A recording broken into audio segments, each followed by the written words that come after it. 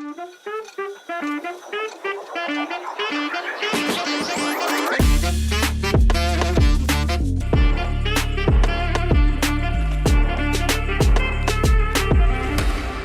मैं कीर्ति और आप देख रहे हैं oneworldnews.com। इस 15 अगस्त हमारे देश को आज़ाद हुए 78 साल होने वाले हैं और हमारी इस आज़ादी के लिए कई वीर शहीद हुए थे। भगत सिंह, महात्मा गांधी, सुभाष चंद्र बोस, लाला लाजपत राय जैसे महावीरों के बारे में तो हम सब जानते ही हैं, जिन्होंने देश की आज़ादी के लिए अपनी जान गंवाई थी। पर ऐसी बहुत महिला स्वतंत्रता सेनानी भी हैं जिनकी देश को आज़ादी दिलवाने में अहम भूमिका रही थी, लेकिन आज उनका नाम कहीं इतिहास में खो गया है। उन्हीं महिला स्वतंत्रता सेनानी की कहानी बताने के लिए मैं लेकर आई हूँ series the unsung female warriors of India, जहां मैं 15 अगस्त तक हर दिन एक ऐसी महिला सेनानी के बारे में बताऊंगी जिनका नाम देश की आज़ादी में कहीं खो गया। आज हम बात करेंगे स्वतंत्रता संग्राम में भाग लेने वाली सबसे कम उम्र की प्रतिभागी उषा मेहता की। उषा मेहता का जन्म 25 मार्च 1920 गुजरात के सूरत में हुआ था।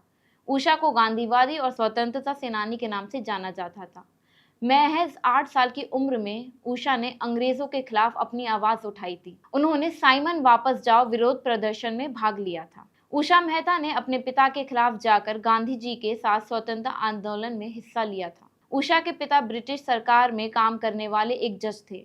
उन्होंने उषा को गांधी जी के खिलाफ समझाने की बहुत कोशिश की थी, लेकिन वह जानती थी कि उनके पिता ब्रिटिश सरकार के महज एक कर्मचारी हैं जो चाहते थे कि उनकी बेटी को कोई चोट ना आए। लेकिन उषा ने साहस पूर्वक ब्रिटिश सरकार के खिलाफ लड़ने का फैसला किया। आपको बता दें, उषा मेहता को भारत की रेडियो विमेन के नाम से भी जाना जाता है, क्योंकि उषा मेहता ने बाबू भाई ठक्कर, विट्ठल झावेरी के साथ युवा खुफिया रेडियो स्टेशन संचालित किया, जिसके जरिए उन्होंने लोगों में अंग्रेजों भारत छोड़ो आंदोलन की अलग जगाई थी। उषा मेहता अनाउंसर बनी और अंग्रेजों के खिलाफ कांग्रेस रेडियो की शुरुआत करी। इस रेडियो स्टेशन की एक खासियत थी कि अंग्रेजों से बचने के लिए इसकी जगह रोज बदली जाती थी, क्योंकि इससे अंग्रेज हुकूमत काफी परेशान थी और लगातार खोजबीन में लगी हुई थी।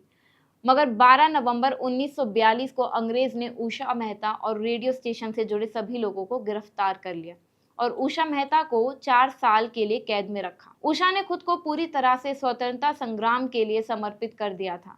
उषा मेहता के इस योगदान से पूरे भारत में आज़ादी की एक लहर जाग उठी थी।